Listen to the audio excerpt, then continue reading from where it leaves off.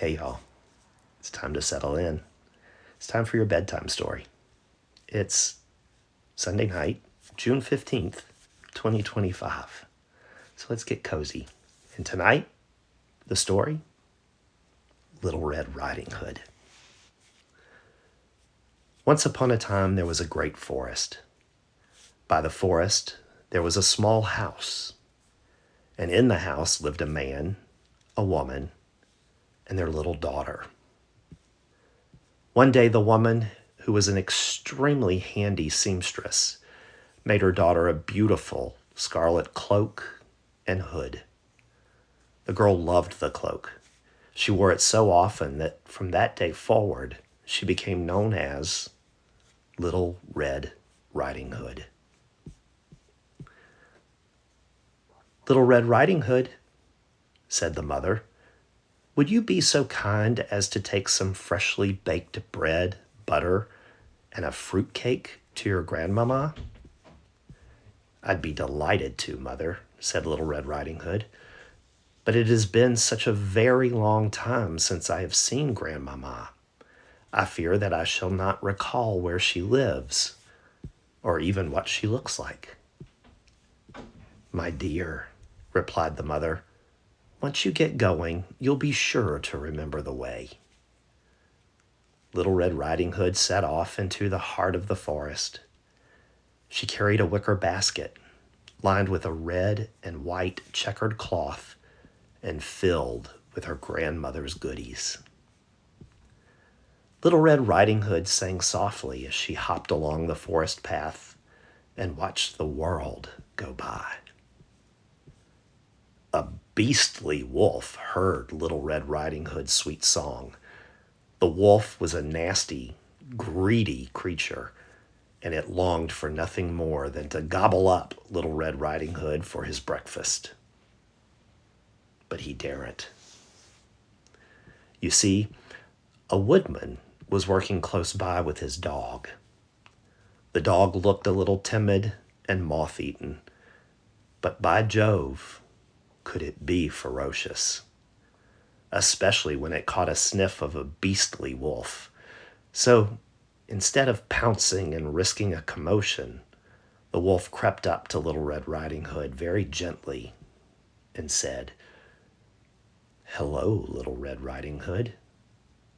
To where are you going this fine morning?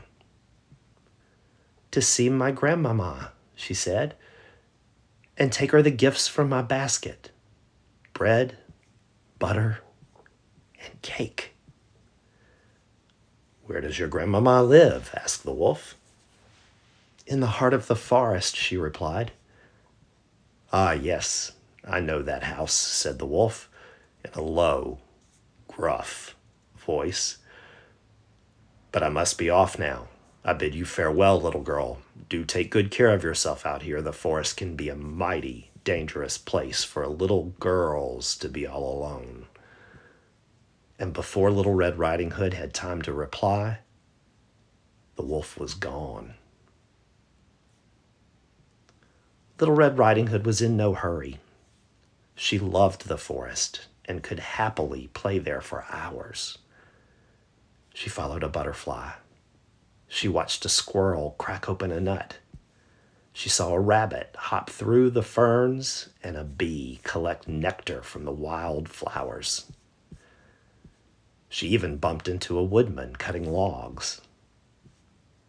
Where are you going all alone, Little Red Riding Hood, said the woodman.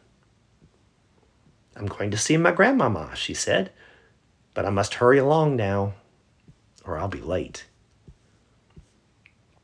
While Little Red Riding Hood was playing, the nasty wolf ran as fast as he could to the heart of the forest and found her grandmother's house. The grandmother lived alone. She was dreadfully weak and rarely rose from her bed. And as it happened, she was in her bed that very day. The wolf crept up to the front door. Tap, tap, tap. Who's there? Asked the old lady. Little Red Riding Hood, Grandmama, said the wolf, trying to put on a child's voice. Come in, my dear, said the old lady, Pull the string and the latch will lift up. The wolf went inside. You can imagine the old lady's shock at the sight of the wolf standing in front of her. She froze in fear, and moments later, the beastly wolf, hungry from his run through the forest, gobbled her up in a single bite. But the wolf was not satisfied. He wondered what it would be like to have a taste of sweet little Red Riding Hood. So he put on the old lady's nightgown and cap, got into the bed, and waited for a tap at the door. An hour or so passed. Little Red Riding Hood then reached the house. Tap, tap, tap. Come in, said the wolf, trying hard to sound as much like the old lady as possible. Pull the string and the latch will lift up. Little Red Riding Hood thought to herself, I don't remember Grandmama's voice sounding so gruff. But she went in and saw her grandmother lying in the bed, just as she was expecting.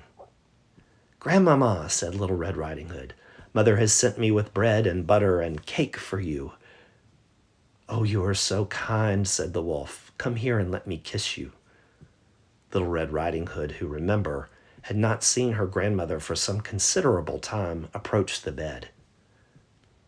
Grandmama, she said, what a great nose you have. All the better to smell you with, my dear, said the wolf. And Grandmama, what large ears you have. All the better to hear you with, my dear, said the wolf. And what large eyes you have. All the better to see you with, my dear, said the wolf.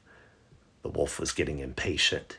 His lip curled up slightly, revealing a huge set of sharp, white teeth. Oh, my Grandmama, and what great teeth you have, said Little Red Riding Hood. All the better to eat you with, growled the wolf. He could no longer wait and pounced out of bed towards Little Red Riding Hood. At that exact moment, the door flew open. With a bang, the woodman's dog darted in and jumped on top of the wolf. The wolf made a whimpering sound and fell backwards onto the floor. Seconds later, the woodman dashed in, wielding his tremendous axe high above his head, and brought it down with a thud, chopping the beastly wolf's head clean off in a single blow.